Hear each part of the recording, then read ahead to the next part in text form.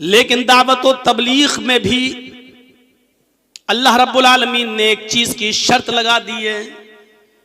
जब किसी को नमाज की दावत दो, रोजे की दावत दो, हज की दावत दो, अच्छे काम की दावत दो, तो उसमें भी तुम्हारा लहजा, तुम्हारा अंदाज़े गुफ्तगू बड़ा नर्म होना चाहिए। उदउ इला सबील रब्बिका बिल हिकमा वल मौइज़तिल हसना। लोगों को जब अल्लाह के दीन की तरफ बुलाओ तो हिकमत के साथ, दूरंदेशी के साथ, होशियारी के साथ, अक्लमंदी के साथ, व मौइज़तिल हसना, और बेहतरीन अंदाज से बुलाओ। जा रहे हैं साहब, कुछ लोग कैरम बोर्ड खेलना है, आप जाओ, चल चल नमाज पढ़ने, ये अंदाज नहीं होना चाहिए। क्रिकेट खेलना है, मरोगे तो पता चला, बंद कर, चल नमाज पढ़ने, ये अंदाज नहीं होना चाहिए।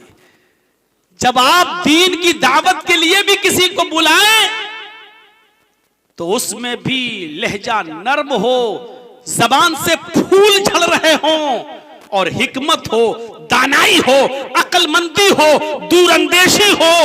इस बात का कोई याद रखिएगा, इस बात को मलहूज़े खातिर रखिएगा। साहब क्या कर रहे हैं? Carrom board. देखिए यार, आप जो चीज़ खेल रहे हैं, शतरंज खेल रहे हैं, कैरम बोर्ड खेल रहे हैं, मालूम है अल्लाह के नबी सल्लल्लाहु अलैहि वसल्लम ने फरमाया कि जिसने शतरंज खेला या हर वो खेल जिसमें वक्त की बर्बादी हो और फायदा कुछ ना हो, और एक और मसला याद रखिएगा, हर वो खेल जिससे सर फूटने का डर हो और आंख फूटने का डर हो, इस्लाम की नजर में वो खेल हराम है। अब मत पूछिएगा मौलाना क्रिकेट जायज है कि ना जायज, पाबंदी मोल मत लीजिएगा, अपने ऊपर मुसीबत मोल मत लीजिएगा। अल्लाह के नबी के जमाने में क्रिकेट नहीं था, अब जर्जी साहब क्रिकेट की हदीस कहां से लाएं? एक उसूल बता दिया शरीयत ने, हर वो खेल जिससे सर फटने और आंख फूटने का डर हो, शरीयत में वो खेल हराम है। हजरत इब्राहिम अलैहिस्सलातु वस्सलाम ने 99 साल तबलीग की, 99 साल तबलीग करने के बाद भी उनके ऊपर एक भी आदमी इस्लाम नहीं लाया। इस्माइल तो उनके बेटे थे, इसहाक तो उनके बेटे थे, हाजरा तो उनकी बीवी थी, सारा तो उनकी बीवी थी, लूत अलैहिस्सलाम तो उनके भतीजे थे। ये लोग तो खुद एक नबी थे, इस्माइल नबी थे, इसहाक नबी थे, लूत नबी थे मेरे भाइयों। लेकिन 99 साल मेहनत करने के बावजूद भी इब्राहिम अलैहिस्सलाम के ऊपर एक्स्ट्रा कोई आदमी ईमान नहीं लाया, अलग से कोई आदमी ईमान नहीं लाया, तो इसका यह मतलब नहीं कि इब्राहिम अलैहिस्सलातु वस्सलाम की 99 साल की मेहनत बेकार हो गई। इस पर आदमी को निराश नहीं होना चाहिए, ना उम्मीद नहीं होना चाहिए। मेहनत कर रहा है, किया है, ठीक है। एक बाप अपने बेटे को पढ़ाता है, मेहनत करके पैसा कमाकर अपनी बच्चों की फीस पर खर्च करता है, 1 साल के बाद एग्जाम पे बेटा बैठता है, रिजल्ट आता है कि बच्चा फेल हो गया है। इसका मतलब यह नहीं कि बाप की मेहनत बेकार हो गई, नहीं, वो इस मर्तबा फेल हुआ है, फिर उसको समझाओ, फिर उसको माइल करो। हो सकता है कि उसने लॉकडाउन के मौके पर ऑनलाइन पढ़ाई के चक्कर में मोबाइल में ज्यादा दिमाग लगा दिया हो, अब मोबाइल में लगा रहता है, गेम खेल रहा है और तमाम चीजों में उलझ कर रह गया है, जिसकी वजह से वो कामयाब नहीं हो सका है। लेकिन ये कहना, आपके यहाँ इलेक्शन हो रहा है, 20 कैंडिडेट खड़े हुए हैं, आप जिसको जिताना चाह रहे हैं उसके लिए रातों दिन एक कर रहे हैं, मेहनत कर रहे हैं, पता चलता है नतीजे के वक्त कि आपका कैंडिडेट हार जाता है, दूसरा कैंडिडेट जीत जाता है। इसका यह मतलब नहीं कि आपकी मेहनत बेकार, आपने मेहनत की है, लेकिन आपको थोड़ा सा अफसोस जरूर होता है, वो होना चाहिए। लेकिन दावत और तबलीग का मामला ऐसा है कि यहां अफसोस की जरूरत ही नहीं है। आपने दावत दी, उसने माना तो ठीक, आपको सवाब, नहीं माना तब भी आपको सवाब, क्योंकि हिदायत देना ना देना आपका काम नहीं है, हिदायत देना और ना देना ये अल्लाह रब्बुल आलमीन का काम है। तो मेरे प्यारे साथियों, हमें ये सोचना चाहिए, उदउ इला सबील रब्बिका बिल हिकमति वल मौइज़तिल हसना। कितनी प्यारी बात कही जा रही है, उदउ इला सबील रब्बिका बिल हिकमा। लोगों को हिकमत के साथ, होशियारी के साथ, दानाई के साथ अल्लाह के रास्ते की तरफ बुलाओ, दीन की तरफ बुलाओ, दावत तो तबलीग की तरफ बुलाओ, वल मौइज़तिल हसना, और उसलूब अच्छा होना चाहिए। अब एक और चीज सुनिए, एक शख्स अल्लाह के नबी सल्लल्लाहु अलैहि वसल्लम के पास आता है, एक शख्स अल्लाह के नबी सल्लल्लाहु अलैहि वसल्लम के पास आता है और कहता है, बड़ी प्यारी हदीस है, सुनी होगी आपने, क्या अल्लाह के नबी मेरे अंदर 4 बुराइयां पाई जाती हैं। सुनिए, मैंने अपनी स्पीड स्लो कर दी ताकि आपके जहन में उतार सकें हिकमत क्या है। अय अल्लाह के नबी, मेरे अंदर 4 गुनाह पाए जाते हैं, 4 बुराइयां मेरे अंदर पाई जाती हैं, लेकिन चारों नहीं छोड़ सकता। मौलाना जर्जीस से आप कहिए, जर्जीस साहब मैं शराब भी पीता हूं, स्मोक भी, हीरोइन भी यूज करता हूं, कैरम बोर्ड भी खेलता हूं, चोरी भी करता हूं, आप अगर कहें तो एक बुराई छोड़ दूंगा, तो मैं क्या कहूंगा, हट, एक क्यों छोड़ेगा? इस्लाम के अंदर पूरे के पूरे दाखिल हो जाओ, सारी बुराइयां छोड़ो। लेकिन सुनन बैहकी के अल्फाज, अल्लाह के नबी सल्लल्लाहु अलैहि वसल्लम के पास वो आया और खुद कह रहा है कि अल्लाह के नबी, मेरे अंदर 4 बुराइयां पाई जाती हैं, लेकिन चारों नहीं छूटती हैं। आप कहें तो एक छोड़ सकता हूं, चारों नहीं छोड़ सकता। तो आपने कहा, अच्छा ये बताओ कि लिस्ट वो बुराइयां हैं क्या? कहा, अल्लाह के रसूल, सबसे पहली बुराई तो ये है कि मैं शराब पीता हूं, ठीक। दूसरी बुराई ये है कि मैं शराब जब पी लेता हूं तो फिर मुझे ख्वाहिश होती है, तलब होती है, तो एक है मेरी गर्लफ्रेंड, दोस्त, जिसके साथ मेरे ताल्लुकात हैं, फिर मैं उसके साथ जिना भी करता हूं। और फिर जब रात ज्यादा हो जाती है तो रात के अंधेरे में निकलकर मैं तीसरा जुर्म भी करता हूं, मैं चोरी भी करता हूं। कितने गुनाह बता दिए उसने? 3। पहला जुर्म मेरा यह है कि मैं शराब पीता हूं। शराब के बाद मेरा दूसरा जुर्म यह होता है कि मैं रात में जिना करता हूं, और फिर जिना से जब मैं फारिग होता हूं तो रात में मैं चोरी भी करता हूं। आपने कहा चौथा? तुमने 4 गुनाह बताए ना, चौथा? का अल्लाह के रसूल, मैं झूठ भी बोलता हूं। आप कहें तो मैं एक छोड़ दूंगा। हिकमत देखो, आप जानते थे कि अगर इसको ये कहूंगा नहीं चारों छोड़, तो गुस्से में भाग जाएगा, हो सकता है कि फिर बदअमल होकर मर जाए और जहन्नमी हो जाए। आपने उसके जज्बात को समझा, उसने एक्शन दिया तो आपने फौरन रिएक्शन नहीं दिया, नहीं चारों छोड़ो। जज्बात में आकर उससे चारों नहीं छुड़वाएंगे। देख रहे हैं आप, अल्लाह के नबी सल्लल्लाहु अलैहि वसल्लम ने कहा, अच्छा ऐसा करो, शराब भी पीते हो, हाँ, जिना भी करते हो, हाँ, चोरी भी करते हो, हाँ, और झूठ भी बोलते हो, हाँ। वो समझ रहा था कि इसमें शराब कहेंगे तो जरा मुश्किल होगा मेरे लिए छोड़ना, क्योंकि बीड़ी नहीं छूटती, जिसको शराब की लत लग जाए वो कैसे छूटेगी। सोचने लगा कि देखिए, अभी अल्लाह के नबी शराब कहेंगे, चोरी भी कह सकते हैं चोरी छोड़ दो। अगर चोरी छोड़ देंगे तो दिन भर का गुजर बसर कहां से चलेगा? रात में चोरी करते तभी तो बीवी बच्चों को खिलाते हैं। सोच रहा है कि ये मुश्किल होगा, लेकिन नबी कहेंगे तो एक छोड़ दूंगा। अल्लाह के नबी ने कहा, अच्छा एक काम करो कि तुम झूठ छोड़ दो। इतनी तेज हंसता है, जैसे मोबाइल में कभी कभी यूट्यूब देखो तो कभी फिल्मी ड्रामे आ जाते हैं, जैसे उसमें क्रिमिनल लोग हंसते हैं करके, बड़ा खुश हुआ, हंसता चला जा रहा है, बहुत ज्यादा खुश, खुशी का ठिकाना नहीं। कहता है झूठ कहां का, मैं तो आपको बहुत बड़ा अक्लमंद समझता था। अरे अल्लाह के नबी, आप हमसे झूठ छोड़ने के लिए कह रहे? कहां? अरे शराब कहते तो मुश्किल था, जिना कहते तो मुश्किल था, चोरी कहते कोई एक, तो इन तीनों में से कोई एक छुड़वाते तो थोड़ा मुश्किल था मेरे लिए। आपने झूठ के लिए कह दिया। आपने कहा कि जाओ तुम सिर्फ झूठ छोड़ दो, कल आकर मिलना मुझसे। पूरी तकरीर सुनने के बाद यहां से जब जाओ ना, तो पूरी तकरीर पर मत अमल करना, सिर्फ यही एक चीज लेके चले जाओ कि हम कल से झूठ नहीं बोलेंगे। कहना तो चाहिए आज से, लेकिन मैं कल से कह रहा हूं। चलिए,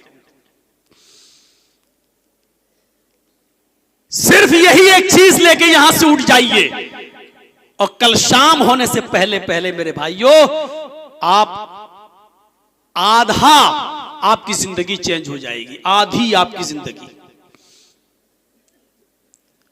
उसने कहा अल्लाह के नबी ठीक है, हाथ यदक, हाथ बढ़ाइए। क्या कहता है? हाथ बढ़ाइए। अल्लाह के नबी ने कहा क्यों? बढ़ा दिया। उसने अपना हाथ नबी के हाथ पर रख दिया, ये लीजिए। अल्लाह के नबी ने हाथ बढ़ाया, उसने भी हाथ बढ़ाया, दाहिना हाथ दाहिने हाथ के ऊपर रखकर उसने बैत की कसम खाई। आए अल्लाह के नबी, मैं अल्लाह की जात की किबरियाई की कसम खाकर कहता हूं, मैं उस रब्बुल जलाल की कसम खाता हूं जिसके कब्जे में हमारी आपकी जान है, सारी कायनात की जान है। मैं सबके सामने इस बात का पुख्ता अहद करता हूं, वादा करता हूं कि आज के बाद मैं कभी झूठ नहीं बोलूंगा। आपने कहा ठीक है जाओ। दिन भर खूब मस्ती में रहा, रात हुई, चलें शराब पीने चलते हैं। शराब के लिए चला भी गया, जहां से शराब हाथ लगती थी वहां से शराब हासिल भी कर ली। शराब की बोतल का ढक्कन भी खोल दिया, शराब अपने होंठों पर भी लगा ली, लेकिन पी नहीं सका। हाँ? हटा ली। अब देखिए, सोचता है अगर कब सुबह अल्लाह के नबी के पास अगर मैं गया और अल्लाह के नबी ने अगर मजाक में भी पूछ लिया कि कहो कल शराब पी थी या नहीं, अगर मैंने इस बात का इकरार कर लिया कि हां शराब पी थी, तो अगर मुजरिम खुद अपने जुर्म को कबूल कर ले तो फिर किसी गवाह की जरूरत ही पेश नहीं होती। अगर मैंने कह दिया कि शराब पी थी, तो शरीयत ने शराब के 40 कोड़े मुतय्यन किए हैं। अल्लाह के रसूल हमें खड़ा करके कहीं 40 कोड़े ना पड़वाएं। अगर मैंने अपने जुर्म को खुद कबूल कर लिया तो ऐसा ना हो कि मुझे 40 कोड़े पड़वा दें। एक कोड़ा चमड़े का तो खाया नहीं जाएगा, 40 कोड़े कैसे खा सकता हूं? और अगर मैंने ये कह दिया कि नहीं मैंने शराब नहीं पी थी, तो इतने लोगों के सामने मैंने उस जात की किबरियाई की कसम खाई है कि मैं अल्लाह के इज्जत और जलाल की कसम खा के कहता हूं जिसके कब्जे में मेरी जान है, आज के बाद मैं शराब को हाथ नहीं लगाऊंगा। अगर उसकी कसम खाई है मैंने, अगर मैंने ये कह दिया कि नहीं पी थी, तो ये कसम की बेहुरमती होगी, झूठ हो जाएगा।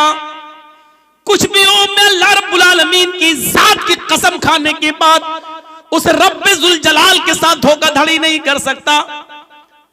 मैं झूठ तो बोलूंगा नहीं, और शराब पीने के बाद 40 कोड़े खाऊंगा नहीं। चलो शराब छोड़ देता हूं, इसमें अर्जी किया है, और तो कोई गुनाह बाकी है, चलो दूसरा करते हैं। एक गुनाह छूट गया।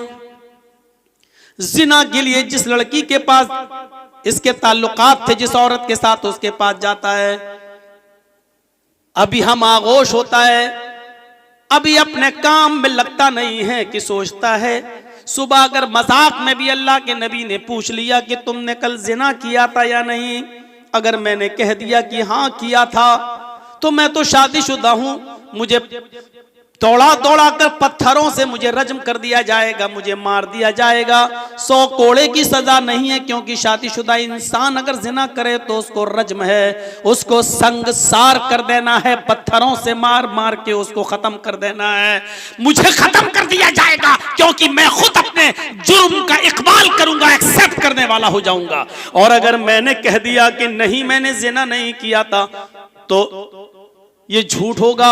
और मैंने रब्बे जुल जलाल को गवाह बनाया है, उसकी जात को मैंने गवाह मान कर कहा है कि मैं आज के बाद झूठ नहीं बोलूंगा, मैं उसकी कसम की बेहुरमती नहीं कर सकता।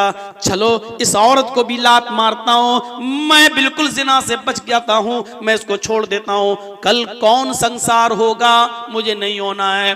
फिर आता है रात की तारीकी में एक दीवार पे चढ़ जाता है, उस दीवार से फलांग कर जंप लगाकर किसी के घर में नक्ब भी लगा देता है, लकड़ी की बनी हुई अलमारी को तोड़ने में कामयाब भी हो जाता है, उसमें रखा हुआ तिजोरी का माल निकालने में कामयाब भी हो जाता है, भागने की कोशिश करता है, दीवार छलांग कर आने की कोशिश कर रहा है। फिर दिल में वही ख्याल आता है, अगर कल कहीं सुबह अल्लाह के नबी ने ये सवाल कर लिया कि तूने चोरी की थी या नहीं, अगर मैंने कह दिया हाँ चोरी की थी, हाँ मैंने चोरी की थी, तो फिर मेरा हाथ काटा जाएगा, क्योंकि अब किसी गवाह की जरूरत नहीं है, मेरा हाथ काट दिया जाएगा।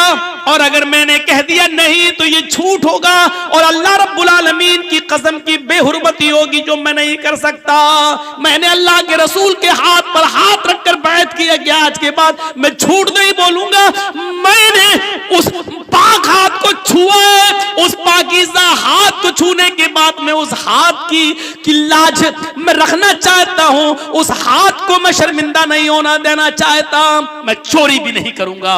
और चोरी किया हुआ सामान अपनी जगह पर रख देता है और आता है सुबह सर पकड़े हुए अल्लाह के नबी के पास आकर बैठ जाता है। आपने कहा क्यों मायूस क्यों हो, क्या हुआ? कहता अल्लाह के रसूल मुझे माफ कर दीजिए, मैं तो सोच रहा था कि आपने कोई बहुत बड़ी बात नहीं कही थी झूठ छुड़वाने के लिए, आपने बहुत आसान बात कही थी, लेकिन आज मुझे पता चला है कि आपने शराब क्यों नहीं छुड़वाई, चोरी छोड़ने के लिए क्यों नहीं कहा, जिना छोड़ने के लिए क्यों नहीं कहा, झूठ छोड़ने के लिए क्यों कहा? आपने कहा हुआ क्या है वो तो बताओ। कहा अल्लाह के रसूल शराब की बोतल मेरे हाथ में थी लेकिन यही एहसास था, छोड़ दिया।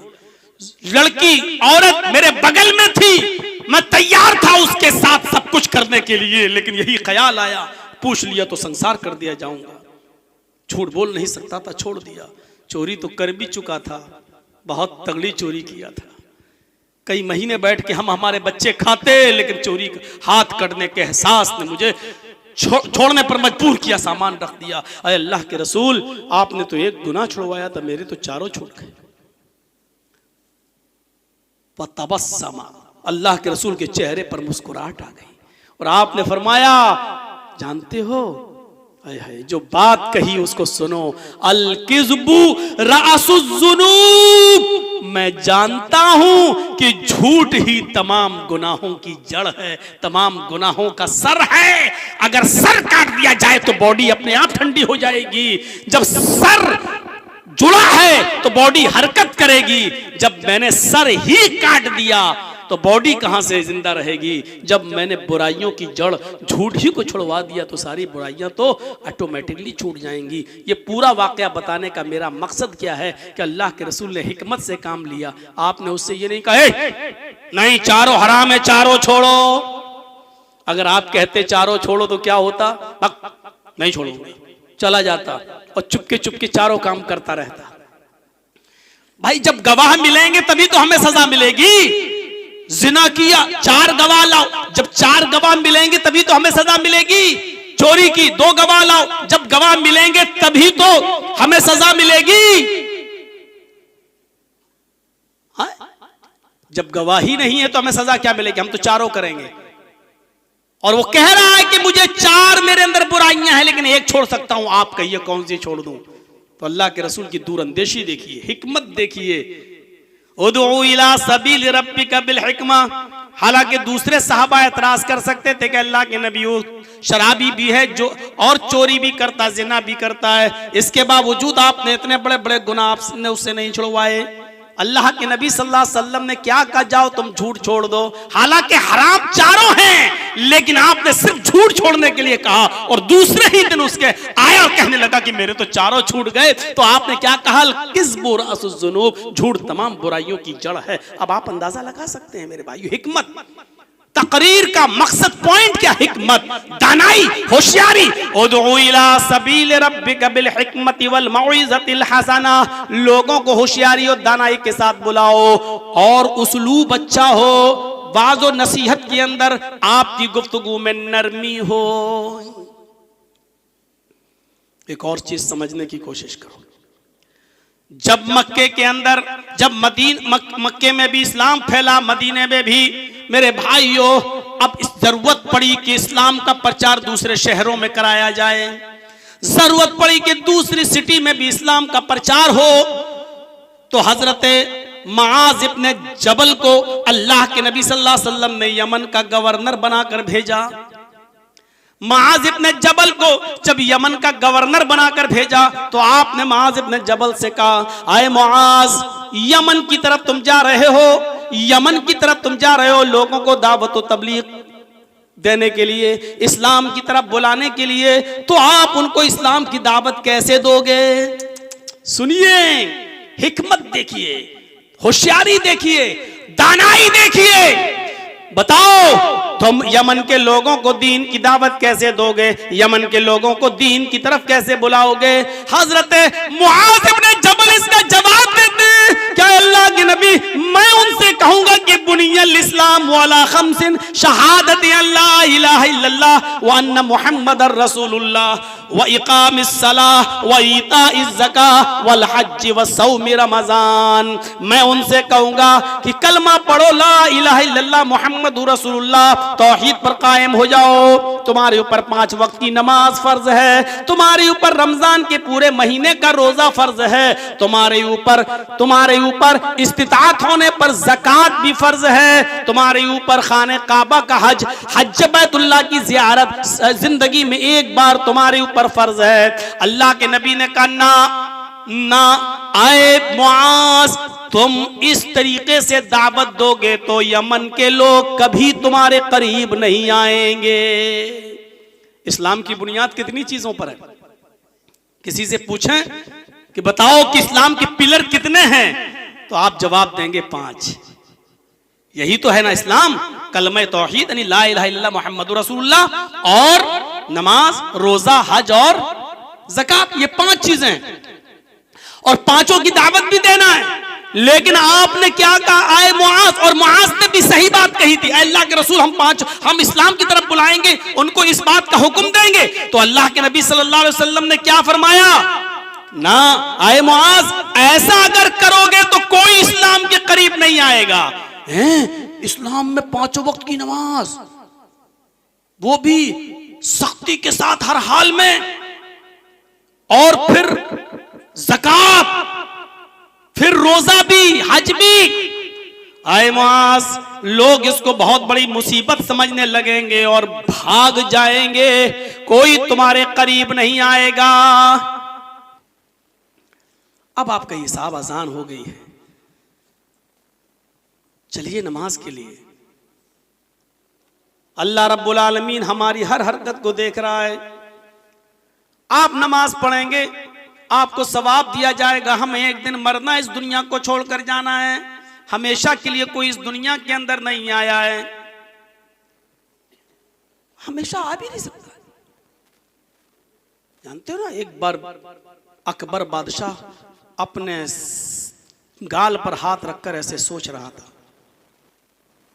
बीरबल ने पूछा, अकबर बादशाह सलामत, क्या सोच रहे हो इतनी गहराई के साथ, दिमाग में क्या है? हम आपके वजीर हैं, मशवरा हमसे लेते हो, बताओ क्या सोच रहे हो? कहा, अकबर ने कहा, बीरबल मैं सोच रहा हूं कि काश ये सल्तनत, ये बादशाहत हमेशा के लिए अगर होती तो कितना अच्छा होता। यानी एक बार जो मुझे मिल गई, काश ये हमेशा के लिए होती। जो एक बार बादशाह बन जाता फिर वो कभी नहीं उतरता, उसकी पूरी जिंदगी के लिए बादशाहत होती तो कितना अच्छा होता।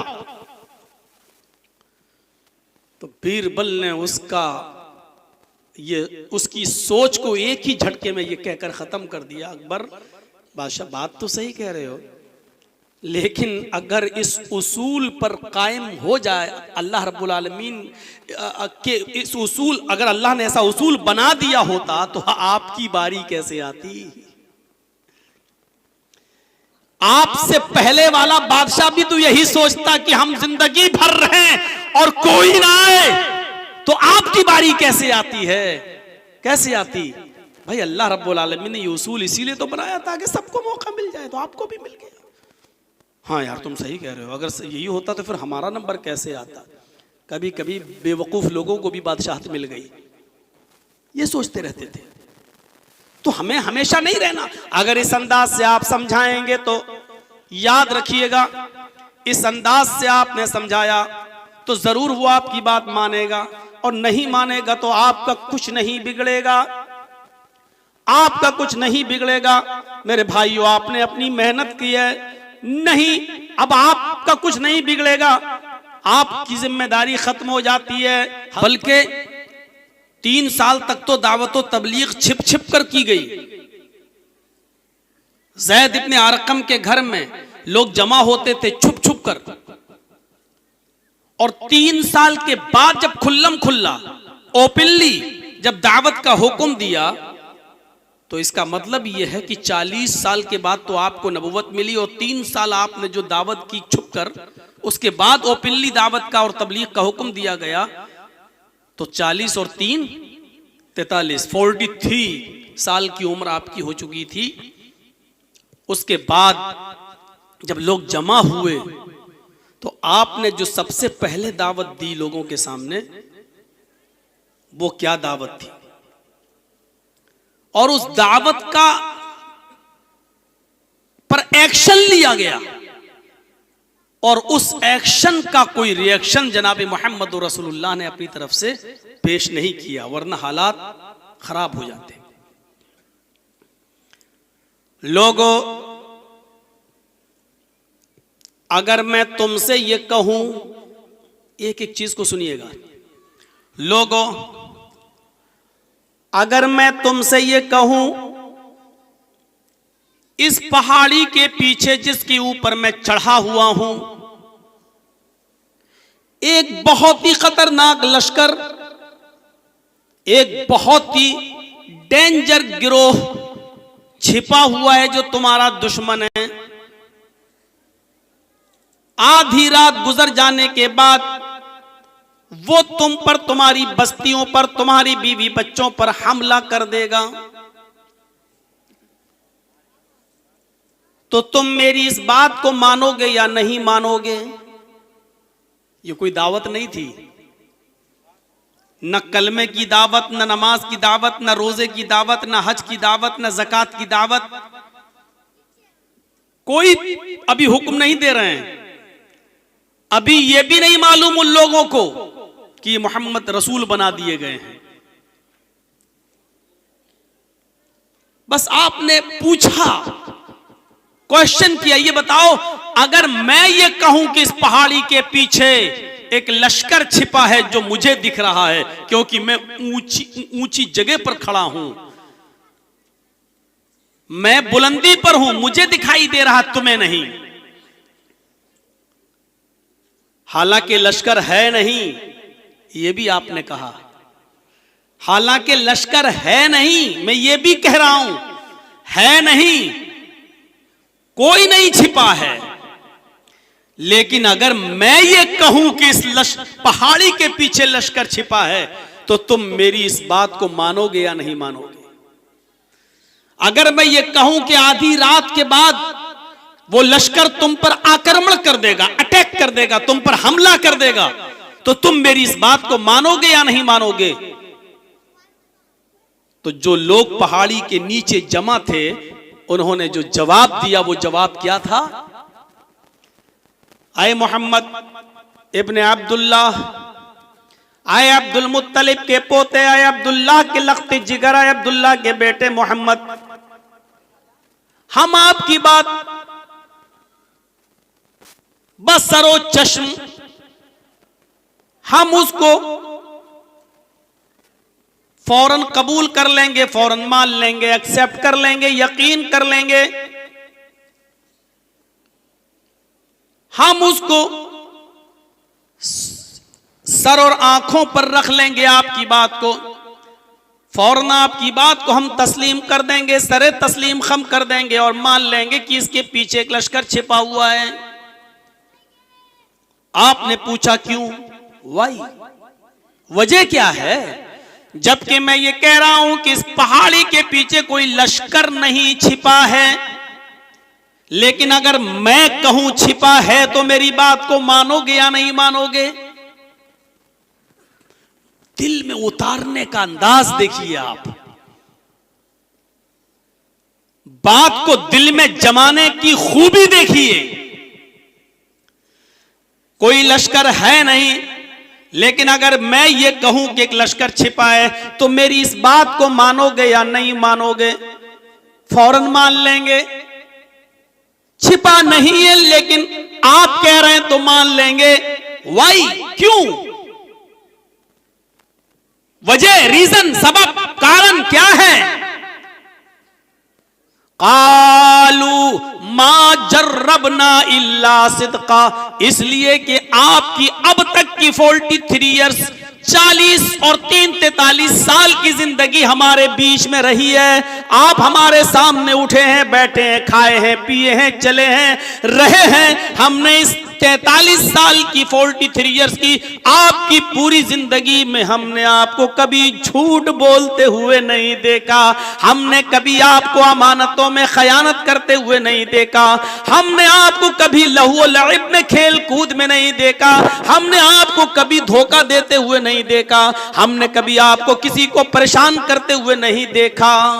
एक आलिम के लिए, एक मुकर्रिर के लिए, एक खतीब के लिए, मस्जिद में बोलने वाला और जुमे का खुतबा देने वाले के लिए जरूरी है कि वो लोगों के सामने दीन की दावत देने से पहले अपना एक रिकॉर्ड, अपना एक किरदार, अपना एक कैरियर, अपना एक पास्ट, पहले की जिंदगी लोगों के सामने साफ सुथरी पेश करे, तब लोग उसकी बात को मानेंगे। अगर उसका करैक्टर बैड रहा, उसका अखलाक बुरा रहा, उसका किरदार बुरा रहा, फिर वो दावत देता है तो लोग उसके बैड किरदार की वजह से उसकी बात को तस्लीम नहीं करेंगे।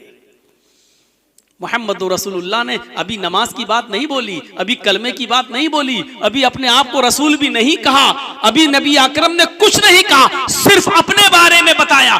बताओ, अगर मैं ये कहूं कि इस वादी के पीछे, इस पहाड़ी के नीचे एक लश्कर छिपा है, मेरी इस बात का इकरार करोगे या नहीं करोगे? कहा करेंगे।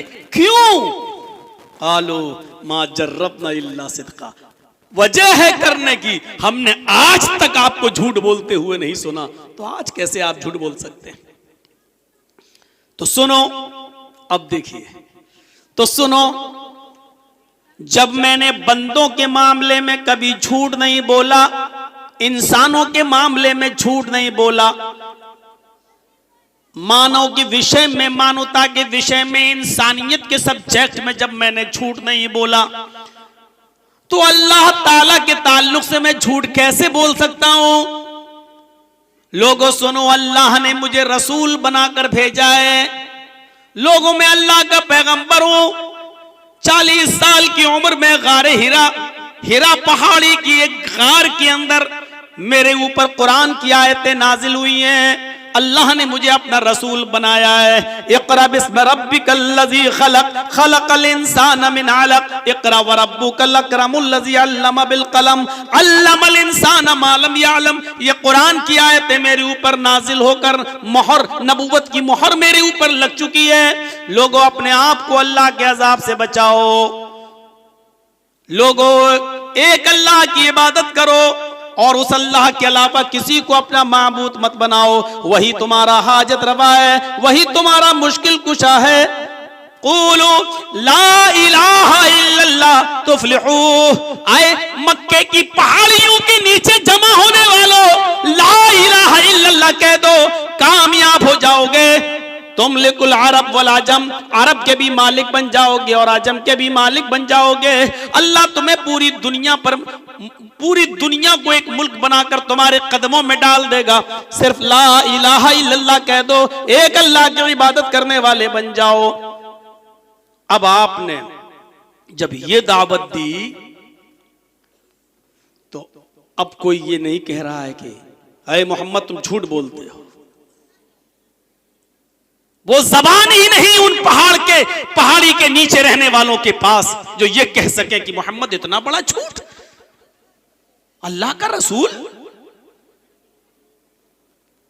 अल्लाह का नबी होने का दावा कर रहे हो। झूठा कहने का हक नहीं है, न कह पा रहे हैं। क्यों नहीं कह पा रहे हैं? क्योंकि अभी तो कहा था कालू मा जर्रबना इल्ला सिद्का। 43 इयर्स में 43 साल की जिंदगी में कभी झूठ बोलते हुए नहीं पा, अभी इकरार किया था, एक्सेप्ट किया था। अब ये कैसे कहते कि तुम झूठ बोल रहे हो? सब खामोश, एक दूसरे का मुंह देख रहे हैं। इसकी बात माने कि ना माने, ये कभी झूठ तो नहीं बोला। किसी के अंदर जब हिम्मत नहीं हुई कुछ कहने की तो घर का आदमी आगे बढ़ा, सगा चचा आगे बढ़ा और आगे आगे बढ़ते हुए कहता है अलिहाजा जमातना या मोहम्मद तब्बन लक। अरे मोहम्मद क्या इसीलिए तूने जमा किया, हमको इकट्ठा किया, यही सुनाने के लिए, अपनी कहानी बताने के लिए, अपनी स्टोरी सुनाने के लिए तूने हमको यहाँ जमा किया? अलिहाजा जमाताना, क्या इसीलिए यहाँ हमको एकत्रित किया, यहाँ तूने हमको जमा किया? तब लगा, अगर अपनी स्टोरी सुनाना तेरा मकसद है तो तू बर्बाद हो जा। तब लग, आए मोहम्मद तू मिट जा, आए मोहम्मद तेरा नामो निशान खत्म हो जाए, तेरा नामो निशान मिट जाए। देखा कितना बड़ा एक्शन लिया अबू लहब ने। आए मोहम्मद तू मिट जा, तब लगा या मोहम्मद, आए मोहम्मद तू बर्बाद हो जा। इस एक्शन का अगर फौरन रिएक्ट होता और अल्लाह के नबी अगर गुस्से में आ जाते तो जानते हो हालात बिगड़ते। आप समझ रहे हैं ना कि मैं इस बात को क्यों कह रहा हूं? बहुत अच्छी तरीके से आप समझ रहे होंगे। आज मुसलमान बड़ा जज्बाती हो गया है। कहीं पर भी कोई एक्शन होता है हम उसके जवाब में फौरन रिएक्ट करना शुरू कर देते हैं और यही तो हमारा दुश्मन चाहता है। हम उनके हाथों में फौरन दोनों स्वीट्स लड्डू उनके हाथ में दे देते हैं कि लो, वो जो चाहते हैं हम उनको उनके मकसद में कामयाब कर देते हैं और फिर वो एक बात का बवंडर बन जाता है। इतनी बड़ी बात होती नहीं है जितना बना दिया जाता है। मोहम्मद रसूलुल्लाह सल्लल्लाहु अलैहि वसल्लम को जब ये कहा गया कि तब बन लका या मोहम्मद, है मोहम्मद तू बर्बाद हो जा, आपकी आंखों में आंसू आ गए। आपने अपने चचा अबू लहब को यह भी नहीं कहा कि मुझे आपसे ये उम्मीद नहीं थी। बहुत से लोग ठीक है, अरे यार कम से कम मुझे आपसे ऐसी तवक्को नहीं थी, ऐसी उम्मीद नहीं थी। नहीं, आपने ये भी नहीं कहा। खामोशी के साथ पहाड़ी से उतरे, नीचे उतरने के बाद सीधे चल दिए। खामोशी ने यह बता दिया कि हर सवाल का जवाब देना जरूरी नहीं है। बहुत से सवालात ऐसे होते हैं कि जिनका जवाब खामोशी होता है। इसीलिए मसल मशहूर हो गई कि हाथी खामोशी के साथ चलता रहता है और कुत्ते भौंकते रहते हैं। 1000 कुत्तों के भौंकने पर भी हाथी की खामोशी मशहूर है। हाथी हर भौंकने वाले कुत्ते के आवाज पर अगर पीछे मुड़ मुड़कर देखने लगे तो फिर हाथी अपनी मंजिल मकसूद तक, अपनी मंजिल तक नहीं पहुंच पाएगा। अगर अपनी मंजिल तक पहुंचना है तो खामोशी के साथ आगे बढ़ते रहिए। हर किसी के सवाल का जवाब देना, हर आंधी से टकरा जाना और हर हालात में हम एक्शन का रिएक्ट करने लगे और उसका जवाब देने लगे तो हम अपने मकसद के अंदर कामयाब हो जाएंगे। हम अपने मकसद के अंदर कामयाब हो जाएंगे। मेरे भाइयों, मोहम्मद रसूलुल्लाह सल्लल्लाहु अलैहि वसल्लम की ये जिंदगी हमें बतला रही है कि एक्शन का रिएक्शन नहीं, पहले सोचो समझो और उसके बाद गौर करो। उसके बाद गौर करना चाहिए। आप अपने घर चले आए, जब आप अपने घर आ गए, अल्लाह के नबी तो खामोश रहे, नबी अकरम ने तो कोई जवाब नहीं दिया, लेकिन अल्लाह रब्बुल आलमीन ने अबू लहब की जबान से निकले हुए इन जुमलों को रिकॉर्ड कर लिया और उसके बाद मुहम्मदुर रसूलुल्लाह की तरफ से जो दिफा किया अल्लाह रब्बुल आलमीन ने, वो कयामत की सुबह तक रहेगा। 1400 साल पहले कुरान करीम के अंदर ये सूरत नाजिल हुई थी और आज भी पढ़ी जाती है और कयामत की सुबह तक अबू लहब के ऊपर बद्दुआ करती रहेगी। तब्बत यदा अबी लहब व तब मा अगना अन्हु मालुहु व मा कसब। मेरे नबी को कहता है कि बर्बाद हो जा। तब्बत यदा अबी लहब, आए अबू लहब तेरे दोनों हाथ हलाक हो जाएं, तेरे दोनों हाथ बर्बाद हो जाएं, व तब और तू भी मिट जा, तेरा नामो निशान भी मिट जाए। अल्लाह रब्बुल आलमीन ने उसका जवाब दिया। इससे यह भी पता चलता है कि सब्र के साथ अगर आप खामोश रह जाएं, आप दिफा न करें, तो फिर अल्लाह रब्बुल आलमीन की तरफ से दिफा होता है। मेरे भाइयों, ये वाकया हमें बतला रहा है कि हमें बहुत ही होशियारी और दानाई और अक्लमंदी से काम लेने की जरूरत है।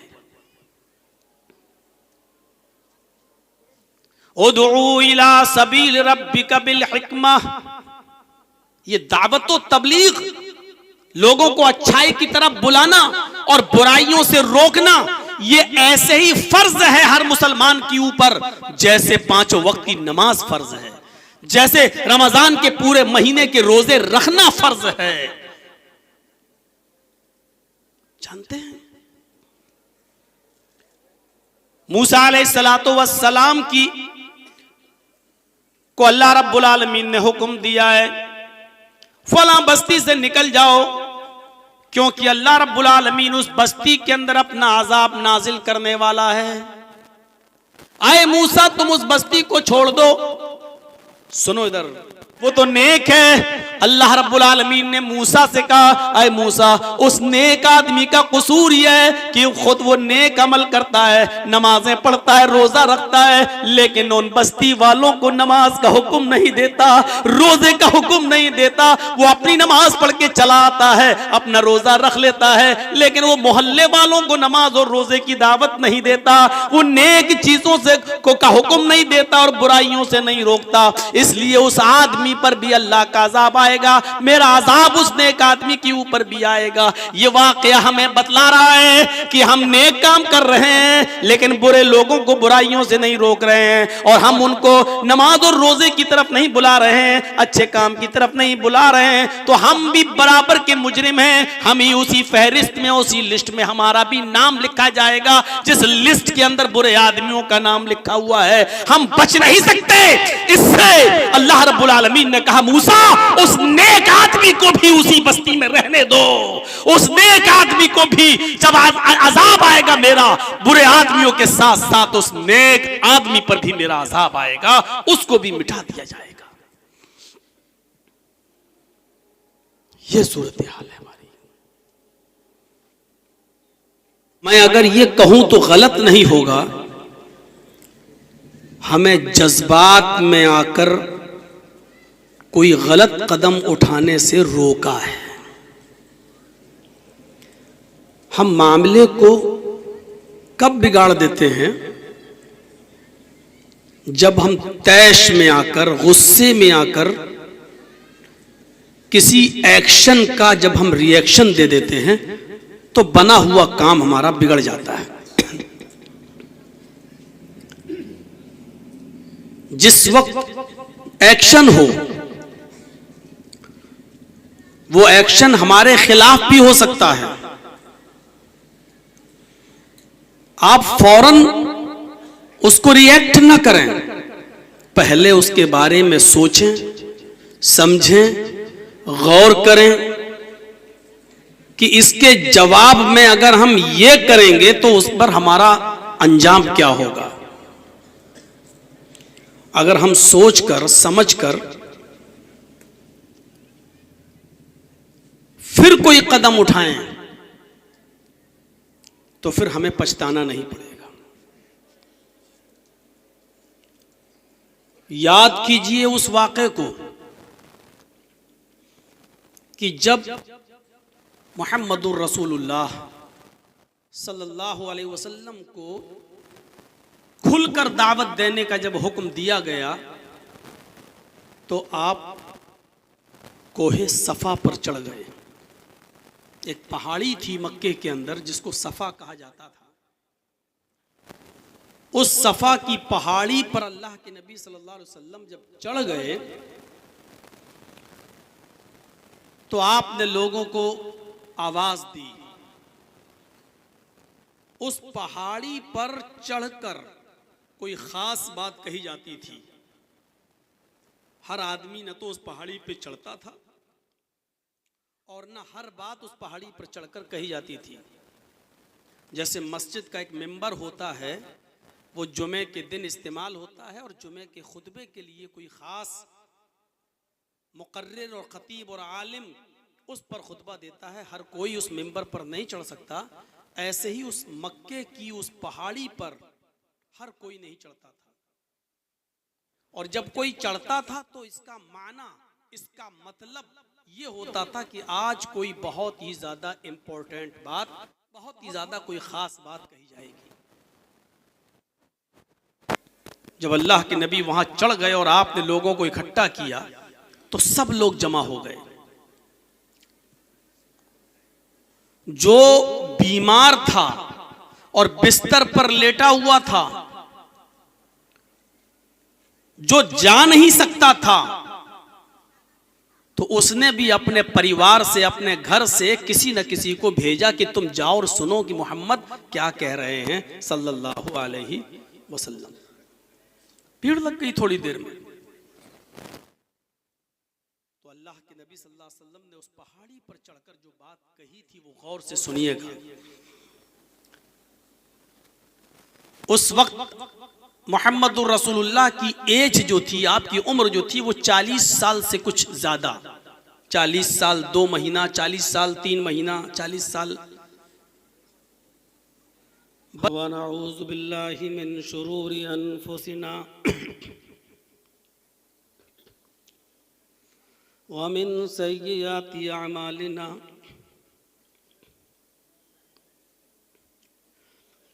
मन यहदिहिल्लाहु फला मुज़िल्ल लहु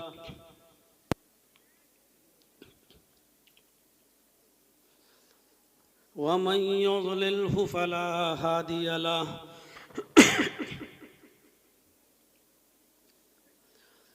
व अशहदु अल्ला इलाहा इल्लल्लाहु वहदहु ला शरीक लहु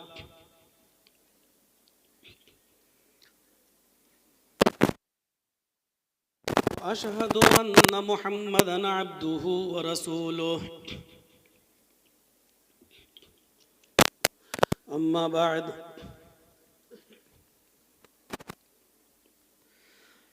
फ़इन्न खैरल हदीस किताबुल्लाह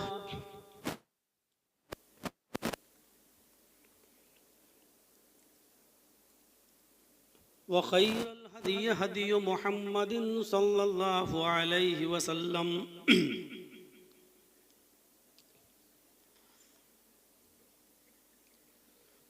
व शर्रल उमूरि मुहदसातुहा व कुल्लु मुहदसतिन बिदअह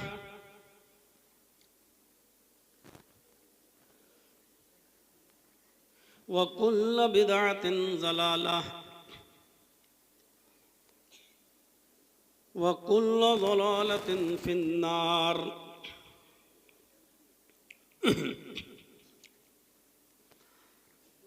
अऊज़ु बिल्लाहि मिनश शैतानिर रजीम। बिस्मिल्लाहिर रहमानिर रहीम।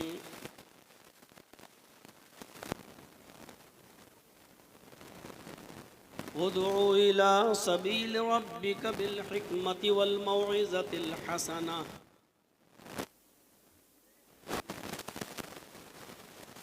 वजादिलहुम बिल्लती हिय अहसन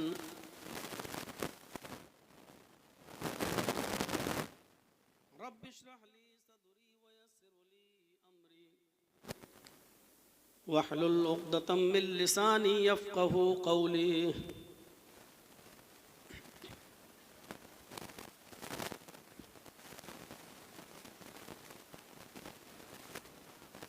मुअज़्ज़ज़ सदर मोहतरम, स्टेज पर बैठे हुए दीगर मुअक्कर उलमाए किराम, मुअज़्ज़ज़ सामईन हज़रात, पर्दा नशीन इस्लामी ख़वातीन, प्यारी माँ और बहन,